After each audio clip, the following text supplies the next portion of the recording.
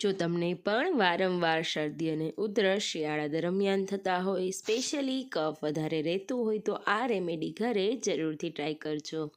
જેના માટે 250 ગ્રામ જેટલી હળદર અને 150 ગ્રામ જેટલા આદુને ધોઈ ઝીણું સમારી લેશું.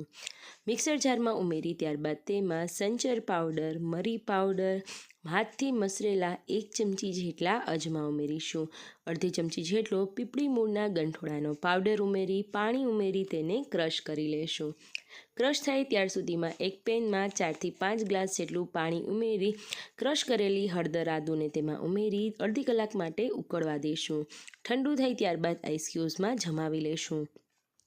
રોજે રોજ ઉકાળો કરવાની હવે માથાકૂટ નથી. ફક્ત 1 ગ્લાસ ગરમ પાણીમાં 1 ક્યુબ ઉમેરી દો.